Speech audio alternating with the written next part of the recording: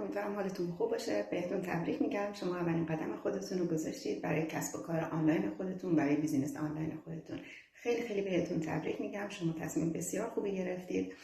اگر یک کوچولو بخوام توضیح بدم در رابطه با بیزینسی که ما انجام میدیم، دیجیتال مارکتینگ هستش. دیجیتال مارکتینگ یعنی بازاریابی که در اینترنت ما انجام میدیم و کار ما در واقع آموزشی هستش. ما یک سری آموزش ها رو به شما میدیم و شما وارد بیزینس میشید و من به عنوان منتور 24 ساعته در کنار شما خواهم بود. شما رو کاملا کمک خواهم کرد تا به درآمد برسید و شما هم وقت وارد این بیزینس شدید منتور خواهید شد و دیگران رو 100% کمک خواهید کرد.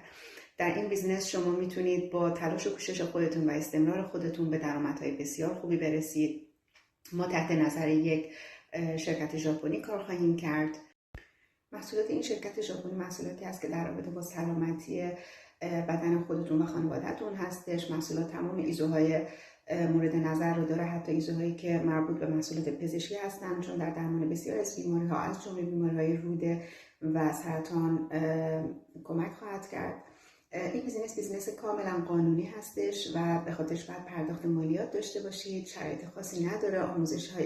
آموزش ها همه به شما داده خواهد شد از طریق خود سایت. به محض اینکه وارد بیزینس شدید شما یک آیدی خواهید گرفت که در هر جای دنیا میتونید مشغول فعالیت بشید.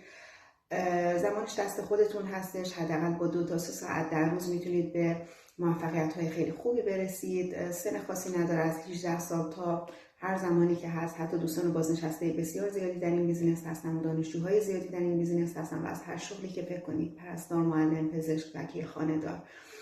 شما الان 2 تا وبینار رایگان گرفتید که اینها به طور اتومات از طرف خود شرکت برای شما فرستاده شده.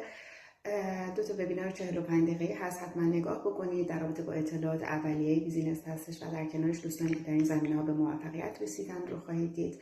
در پایین پرداخت $149 آمریکا رو داریم که کاملا قابل برگشت هست. شما 1 ماه وقت دارید که تحقیق بکنید و اگر نخواستید که در این بیزینس باقی بمونید، در عرض 5 روز بدون هیچ سوالی $149 شما پس خواهد داده شد. و اگر که دوست داشتید با ما همکار باشید، من به عنوان منتور در کنارتون خواهم بود و شما رو در باقی مراحل بیزینستون کمک خواهم کرد. موفق باشید و مؤید. من رو در صفحاتی که این پایین هست دنبال کنید، سوالاتتون رو بپرسید، پاسخ به تمام سوالات شما خواهم بود. خدا نگهدارتون.